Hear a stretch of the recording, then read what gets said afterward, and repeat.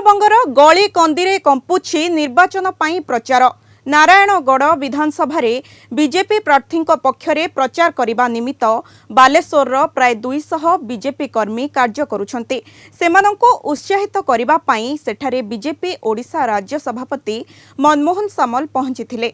सेमानंको सह आलोचना करिछन्ति Kalinga TV bureau head Pramod Mahanti.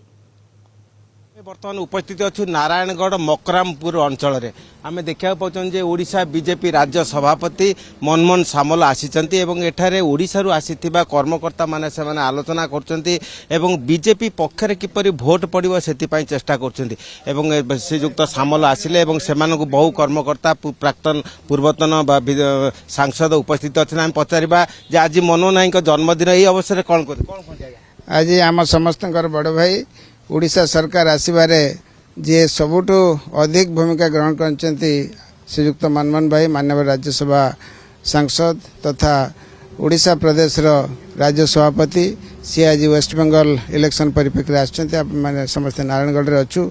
Baleshwar जिलार बहु बंधु मैंने आछंती, समस्ते वरिष्ठ नेतृवृंद आछंती। एठी लोकल मंडल सभापति मंडल 1 नारायणगढ़ रे अछंती एवं अन्य समस्त स्थिति आम एठी उपस्थित अच्छु। श्रीयुक्त मनमोहन भाई को स्वागत करने जन्मदिन शुभेच्छा ज्ञापन करने एवं नेतृत्व में आम समस्ते एठी आछू। वेस्ट बेंगल सरकार बदल करके आम समस्ते जीवु।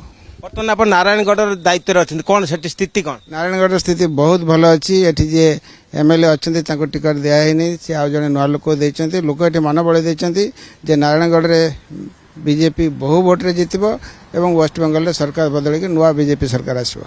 आम राज्य सभापति जन्मदिन एवं निर्वाचन प्रचार एका सांगे आम पचार सभापति से आज दिन कौन वार्ता दे? निश्चित भाव आम यशस्वी हबु एवं नारायणगढ़ जीतवा सहित पश्चिमबंग बहुत भल संख्यार सरकार करूँ।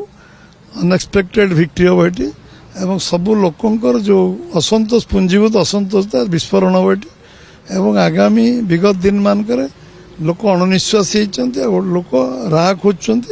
आ बीजेपी केंद्र सरकार और राज्य 21 राज्य सरकार को देखी लोक मनस्थिर कर सारी पश्चिमबंग ये जो असामाजिक तत्व गुंडाराज सरकार को अवसान करवा एवं गोटे गणतांत्रिक सरकार भारतीय जनता पार्टी सरकार को अवस्थापित करने लोक संकल्प नहीं बसचंती एवं से दिन राति लोक रास्ता को ओह्लैचंती।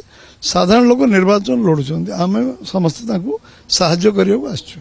आम देखा पाल पूर्व मेदिनीपुर रे 2021 मसीह जो निर्वाचन होता से आपण जयर आलोकवर्तिका आपण साजिले कौटी 200 भोट 500 भोट 3000 भोट रे जय यात्रा अब्याहत रखी विभिन्न लोकों मुहर शुणिले यही यात्रा सामिल होगा चाहते किंतु से विभिन्न प्रकार बाधा सृष्टि होती विषय कौन कह? लोक दायित्व नहीं लोक निर्वाचन लड़ुंट केवल आम भारतीय जनता पार्टी कार्यकर्ता लोक पाखे छिड़ा हवा साहाय्य करवा ताकू आत्मविश्वास जोगेवा एति काम आमे करछु कारण सेमाने मन प्रस्तुत करछन एतर सरकार रो परिवर्तन करिवे। ओडिशा बीजेपी रो नेतृत्व मंडली हमर पूर्वतन सांसद आरके जना को दायित्व दैछन और आरके जना हम माने समस्त को नै केटी आछंती। ए अवसर रे आज हम मानकर माननीय सभापति राज्य सभापति तथा वर्तमान सांसद श्रीयुक्त मनमोहन सामल को पाइछु। तांको जन्मदिन अवसर रे जगन्नाथ ठाकुर प्रार्थना करछु से बहुत दीर्घायु होंतु एवं ए दल को आहुरी मजबूत करन। भारतीय जनता पार्टी एक बृहत परिवार पुरो भारतवर्षेर थेके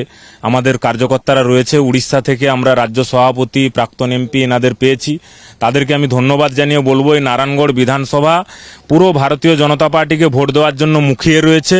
ভারতীয় জনতা পার্টি এবারে আমাদের ক্ষমতায় আসছে, সরকার গড়বে, আমাদের মুখ্যমন্ত্রী হবে এবং নারায়ণগড়ও আমাদের মোদিজির হাত শক্ত করার জন্য বিধানসভায় পদ্মফুল পাঠাবে। বিপুল পরিমাণ ভোটরে ভারতীয় জনতা পার্টি বিজয় লাভ করিব এবং আমার নেতা শ্রীযুক্ত রবীন্দ্র কুমার জেনাঙ্কর নেতৃত্বে আমি সমস্তে গোটে यूनाइटेड ढंगरे ए निर्वाचन मंडली जमीती गोटे पश्चिम मेदिनीपुर हाईएस्ट भोट जितब से आम दिन राति उद्यम करुँ। देखिले जे पूर्वतन सांसद रवींद्र कुमार जेना नेतृत्व में एटी नारायणगढ़ में समवेत होती निजे ओडिशा राज्य सभापति एठाकू छुटी आसछन्ती।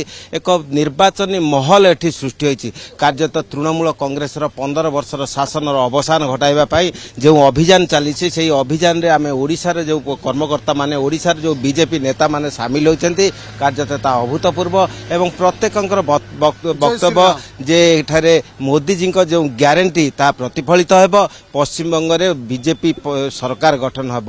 ଖଡ଼ଗପୁରରୁ ଭିଡ଼ିଓ ପର୍ସନ କ୍ରିଷ୍ଣାଙ୍କ ସହ ପ୍ରମୋଦ ମହାନ୍ତି, କଳିଙ୍ଗ ଟିଭି।